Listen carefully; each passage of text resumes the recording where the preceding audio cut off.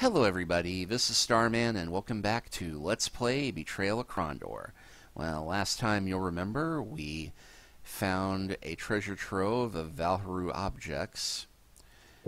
Actually, there might be one more around. Let's look to the south a bit.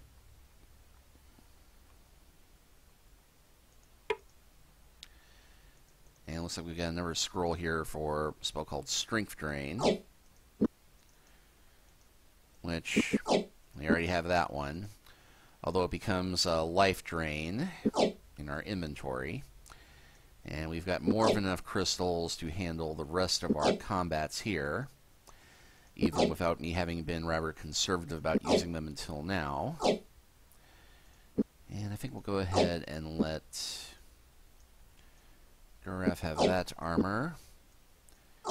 And we'll let Owen have this other set of Valharu armor, because in the book, Krondor the Betrayal, Guraf will make a big deal about not wanting anything that had belonged to his former, or his race's former Valharu masters. Which, Pug will comment, makes him different than any other Mordhel that he has ever met. Not that Pug apparently has met that many, but the point is there. Anyway, there's only one area that we haven't explored on the island yet. And we cut east and discover the village of snake people that we slaughtered earlier.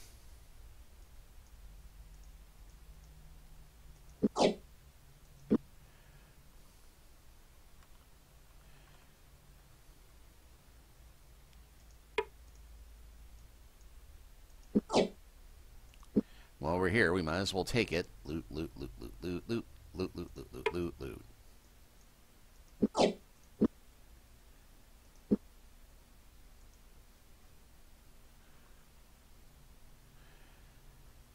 And you'll see that waterfall and another bridge beyond it.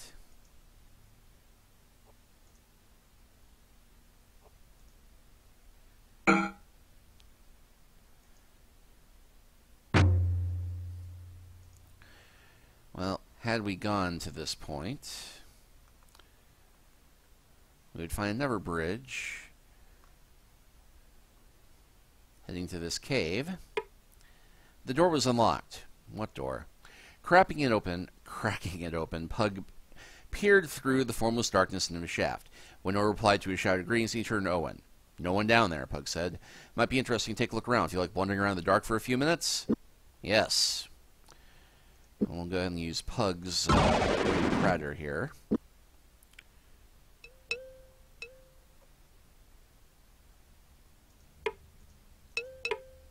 And, yep, now we have actual Pantafians rather than Panathians, so the enemy was not surprised. So these guys are going to have actual spells, but thankfully, we are prepared.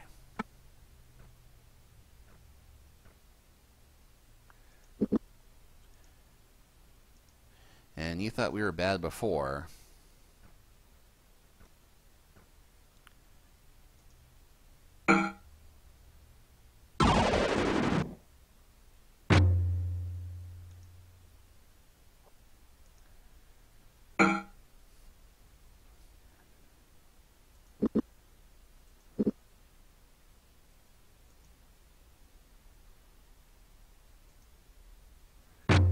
Being able to cast Evil Seek twice with 2 magicians.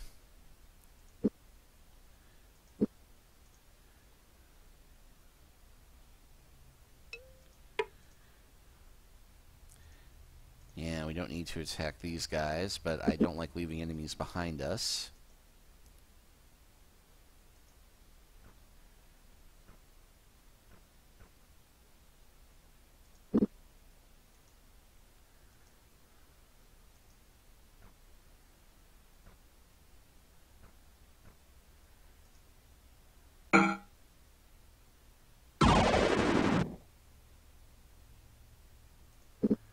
And I think one more. Sudden heart attack. Of course, that spell seems to be protecting that one.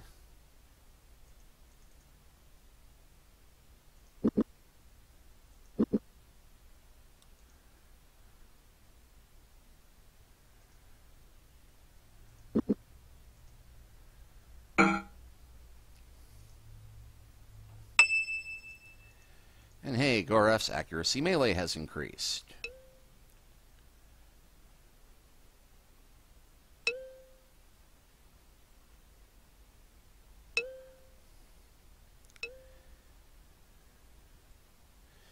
And yet, there's actually a fair bit of dungeon here that we can explore just for the fun of it. But there's one room we can approach from multiple angles that is our chief destination. And that is what we shall focus on. It's really trying to go through this dungeon for the sake of completeness is kind of pointless. And here would be our entry.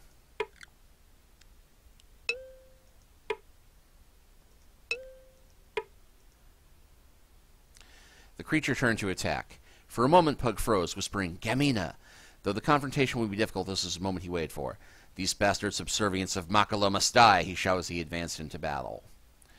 Okay, so these creatures right here are wind elementals, and these are the invincible creatures that we were told about.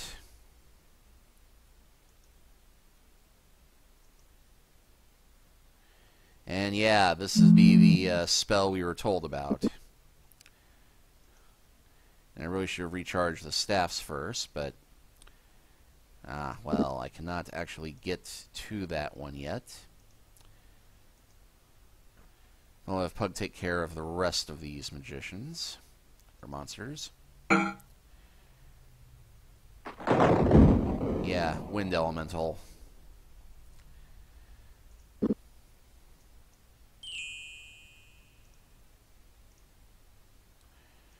And, well, now I wonder, the Staff of Macross didn't work here, so I won't waste the charge finding out, but go ahead and boost my health, because we got enough restoratives to do it.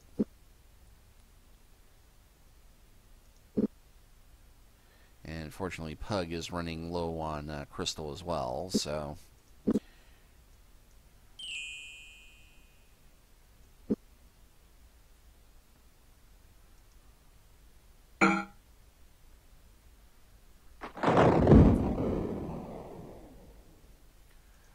Alright, try that again.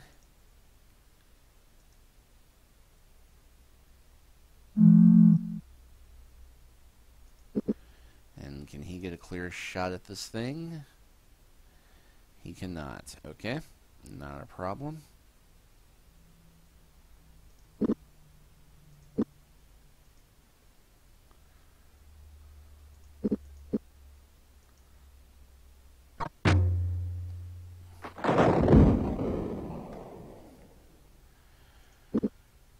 Okay, let Owen do one more.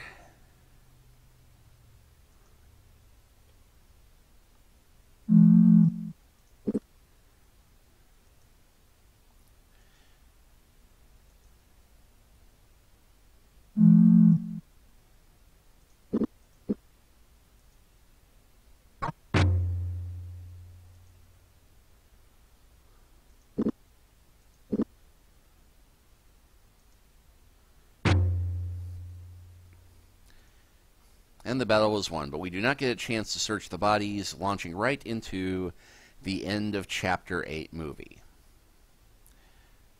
She lives. Makala has many blessings to count. Goref, see if you could do something about the cage. Cover your head and stand back! And unlike many of the roles in this, they did a good job of casting whichever actress they had play Gamina for that one scene, because she's described as being very fair with platinum white hair and phenomenally beautiful. But anyway, Poke took Gamina into his arms. Eyes glistening with relieved tears, he hugged the girl tight to his chest, and for a long moment he simply held her, his head resting in her silver white mane of hair while he mudded through recent events. At last he slipped a finger beneath her chin, gently lifted, and allowed his gaze to lock with hers as they initiated the special mind speech that had been Gamina's gift since birth. He was lying, father, all that time, Gamina thought. Even when he brought me here, he was trying to get you away from Krondor. I know, Pug thought in return, pushing a stray wisp of her hair back in place. I shall have to see you better guarded in the future. I'd always supposed that your gifts would keep you safe from harm, but I see my pride in you sometimes borders on the dangerously arrogant. We must be more careful, agreed?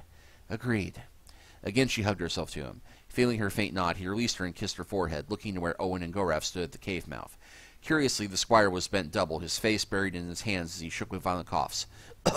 I'm okay, Owen wheezed, waving his hands, occasionally stealing glances at Gamina. Really, I'll be fine. Pug smiled. The boy's theatrics were poor, but it was manifestly obvious he wished an introduction before his lungs collapsed. Gamina, this hacking young ruffian, is Squire Owen Billiford of Tyburn. Both he and Goraf have been instrumental in helping find you. Perhaps we should have them down to Starduck for dinner someday. Starduck? Owen's performance faltered at the mention of Pug's Academy of Magic. Realizing his lapse, he coughed tentatively into his hand. You mean the Starduck? None other. Pug frowned as he drew out a small, multifaceted stone from the folds of his robe. This special pattern stone should take us there, but we have to drop Gamina off before we attend to our business. We go to Prince Arufa? Goraf asked. No, Pug replied, clapping his hands overhead.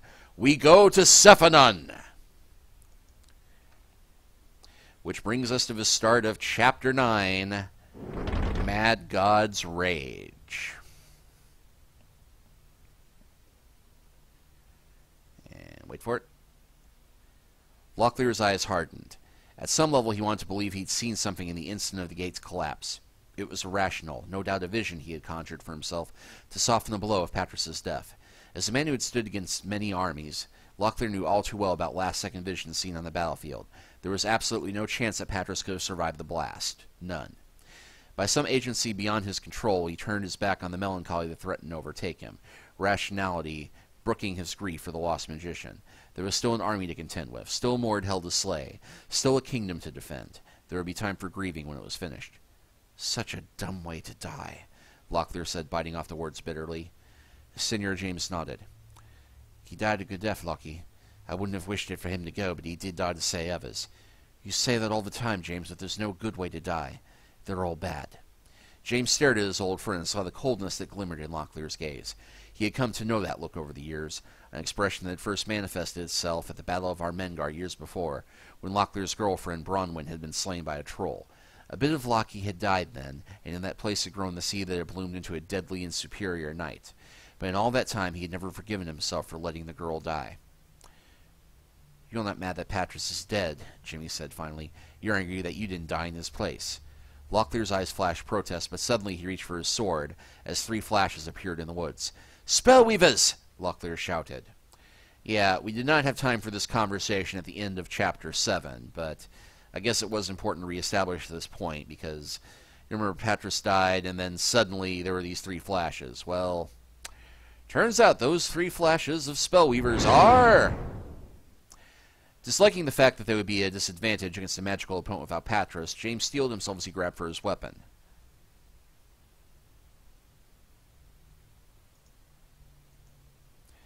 Stay your heads, seigneurs. I believe it is still rude in the kingdom to skewer your friends. Duke Pug, never have I been so relieved to see a friendly face. We were expecting Mordhel magicians. Why did I suddenly go Texan doing that accent? Surani magicians, James, or rather, magicians trained by a Surani. No Mordhel witch would have the capability to make a rift machine, nor would they chance going into battle with such poor odds of success. I still should like to know how it was that Delicon managed to make contact with Makala. I had hoped that the Mordhel would be wary of another such attack following the death of Myrmadamus 10 years ago. Prince Arufa said they hoped to find Myrmadamus and free him. The Mordhel are convinced they've been holding him captive all these long years. So Goraf has told me. Doubtlessly, Makala exploited that belief to his advantage. That at least explains one wrinkle. The Mordhel had never forgiven us for that loss. But why is Makala doing all this? Obviously, he isn't in this to rescue a dead Mordhel leader. For the moment, I believe I know, but I don't wish to say until I've taken a better look at something. This last problem I'll have to unravel myself with some assistance from Goraf and Owen. From here, I think I'll be able to teleport us into the caverns beneath Sephanon. It is there that our objective lies. What of Locklear and myself? Once Prince Arufa arrives with his reinforcements, deliver my assurances that he will not face anything magical from Mordhel. If Makala has his assistance, they will be uninterested in the prince. They will be waiting for me. So this brings us to the start of Chapter 9 and the caverns underneath Sephanon. And So it comes to this. We end this with dungeon and some dragons. Before we move any further, I'm of a mind to prepare you for what we are going to encounter. Located in these chambers is an artifact known as the Lifestone, crafted by the ancient Valharu. It has powers beyond even my comprehension, but we know that it was crafted for the purpose of great destruction. It was this that the false Myrmetimus sought to achieve during the Great Uprising. False Myrmetimus? What do you mean? He was not truly Moradhel. He was a Panathathian who took the semblance of a Moradhel so he could achieve his goal. The point is irrelevant. What he sought was to activate the Lifestone. If that had happened, the devastation of Timurian would seem like a garden compared to what was left of Mechemia. If the Valharu are dead, what does it matter? If no one knows how to use it, then it can't be of any danger to us. Not so. The souls of the Valharu are bound to the stone, and it may be that tampering with it may allow them to emerge once more, perhaps even to inhabit a living body. Even in a symbiotic state, we have no certain way of knowing what destruction they would be capable of. So Makala wants to destroy everything? He is not mad, but his curiosity may lead to more trouble than he imagines. Hopefully we can find and stop him before he can do anything catastrophic. But why tell us about any of this? I'm a squire from Tyburn, and Garv is a renegade from the Northlands. Isn't that dangerous? Your stations are unimportant. I was once a kitchen boy in the court of Crydi. I trust you because apparently Macross prefigured your involvement in this and did nothing to warn me before you left Mechemia. For whatever reason, I think he believes it necessary you be involved in these events, and he invariably acts for the greater good, however mysterious his reasons might be. 'Cause he's totally Merlin. So, here we are. Start of the final dungeon, the final adventure, the final chapter. And we will start that in earnest next time. We'll see you then.